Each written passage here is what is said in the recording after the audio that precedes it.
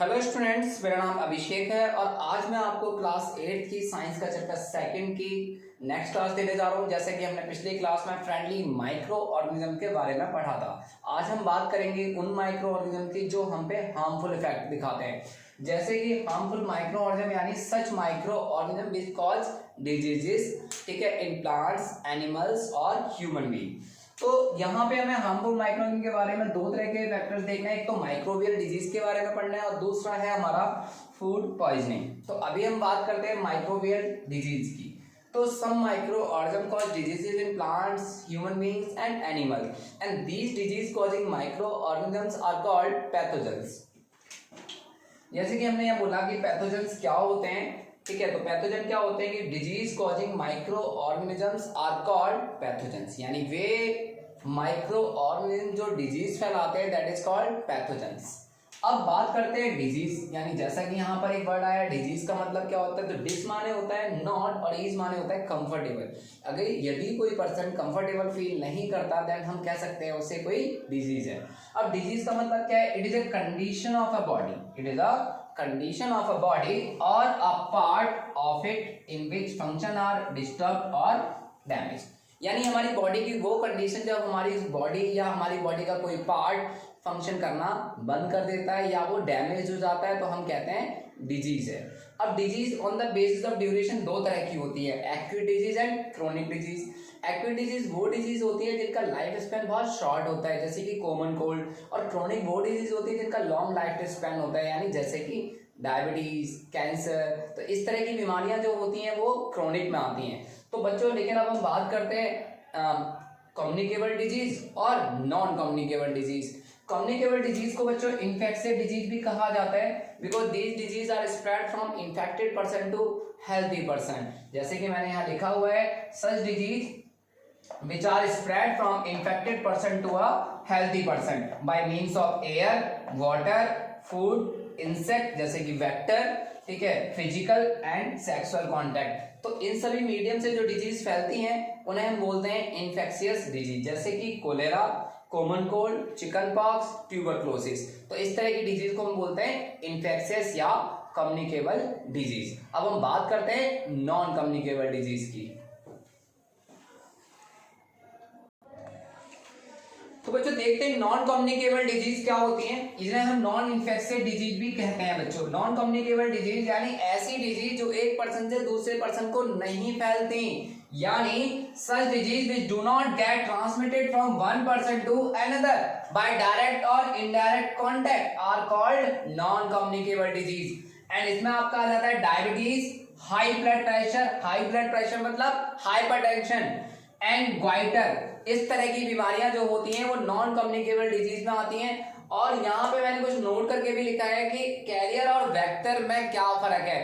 Career क्या होते हैं? Insect and other animal which carry the disease causing micro organism from one place to another are called carrier. यानी जैसे कि common carrier की बात करें तो वो हाउस फ्लाई है।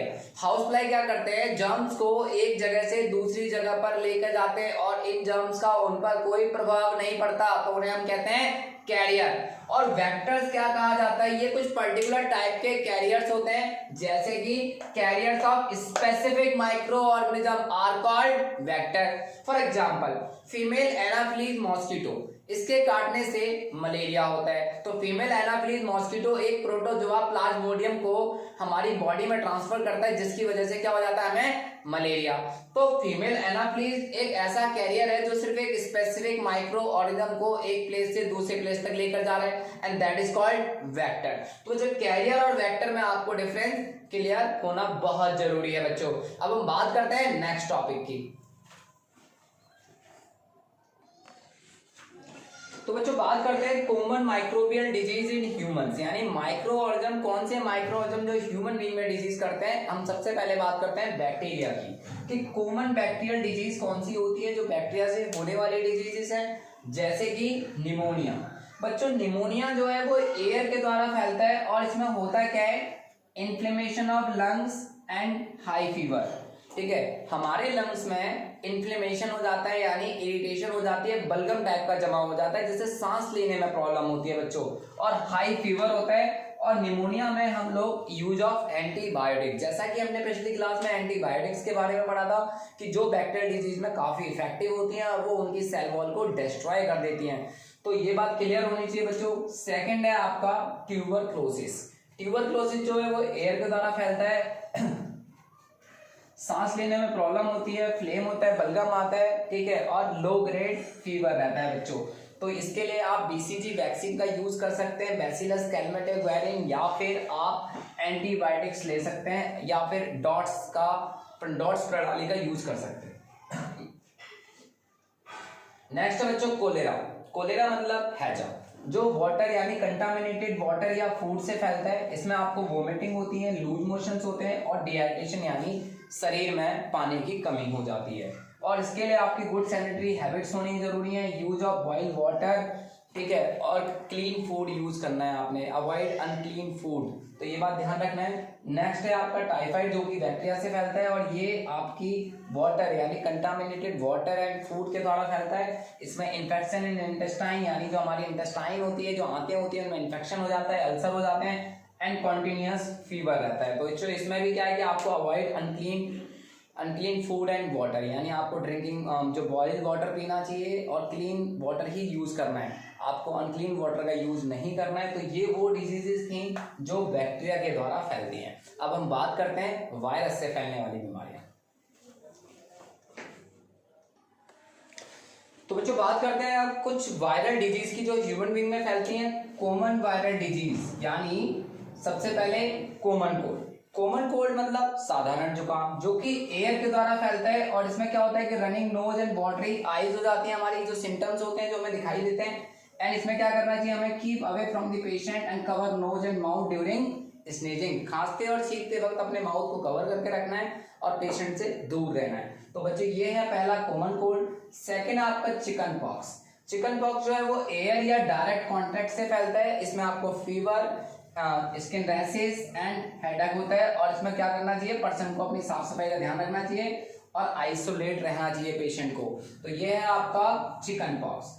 थर्ड है आपका हेपेटाइटिस, जो कि लिवर से रिलेटेड प्रॉब्लम है, लिवर से रिलेटेड बीमारी है, जिसको हम जॉन्डिस भी कहते हैं। और ये वाटर यानी कंटामिनेटेड वाटर के थ्रू फैलता है। और इसमें क्या हो जाता है कि yellow colour of I, nails and skin of yellow urine, यानी बाइल जूसेस के कारण जब बाइल जूस का रिडक्शन नहीं हो पाता तो वो हमारे ब्लड के साथ घुल जाता है और उसी वजह से हमारे आईज, नेल्स और यूरिन क्या है, येलो कलर का हो जाता है। And drinking boiled water and taking fat free food. Fat free food इसलिए खाना चाहिए क्योंकि बाइल जूस का काम होता है फैट का इमल्सिफिकेशन। अगर हम फैट नहीं खाएंगे तो इमल्सिफिकेशन नहीं होगा और बिलिरुबिन इतना ज्यादा जो बाइल जूस है वो सिक्रेशन नहीं होगा।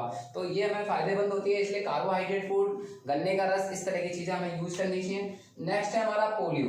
पोलियो क्या है, कॉन्टैक्ट विद म्यूकस, सलाइवा और स्टूल, यानी इन सबके कॉन्टैक्ट में आने से पोलियो फैलता है। और इसमें आपका फीवर और सोर थ्रोट इस तरह की प्रॉब्लम्स होती हैं और पोलियो के लिए वैक्सीनेशन यूज की जाती है।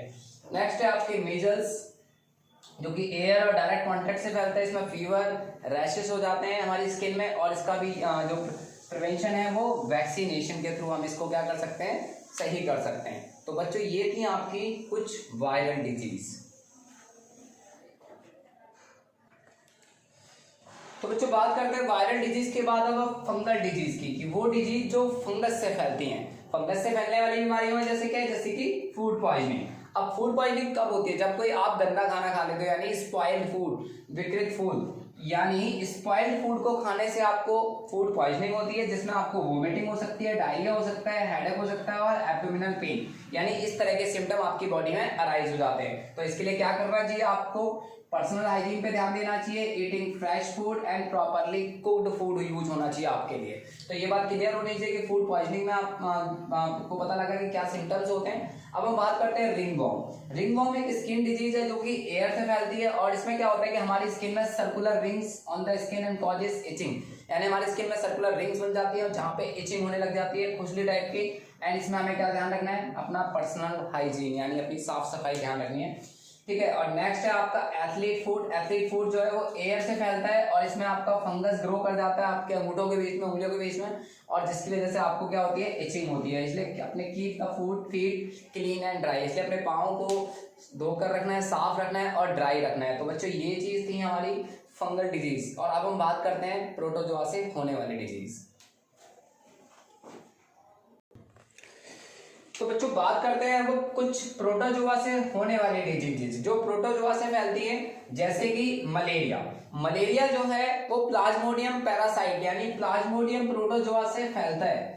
और प्लाज्मोडियम की वजह से मलेरिया होता है, और मलेरिया होता है मॉस्किटो बाइट यानी फीमेल एनाफ्लीज मॉस्किटो के काटने से आपको मलेरिया होता है। और इसमें हाई फीवर विद चिल यानी ठंड के साथ आपको बहुत तेज बुखार रहता है इसमें। इसलिए आप क्या करना चाहिए, not allowing mosquito to thrive in the locality, अपने आसपास मच्छरों को पनपना ना दें। और दूसरा, using mosquito repellents and nets यानी मच्छर भगाओ जाली का यूज करना चाहिए, रिपेलेंट्स यूज करने चाहिए। और अब बात करते हैं अमीबिक डायसेंट्री यानी ये कंटामिनेटेड फूड एंड वाटर से फैलता है। और इसमें आपको loose motion with blood and mucus in stool यानी आपको लूज मोशन के साथ आपका ब्लड आता है और म्यूकस रिलीज होता है। तो इसमें आपको क्या करना चाहिए, taking clean and boiled food and eating with wash hands यानी आपको साफ सफाई का बहुत ध्यान रखना है। तो अभी हमने जो पढ़ी वो कुछ ह्यूमन डिजीज पढ़ी। अब हम बात करते हैं एनिमल डिजीज की, जिसके बारे में हम लोग नेक्स्ट वीडियो में पढ़ेंगे।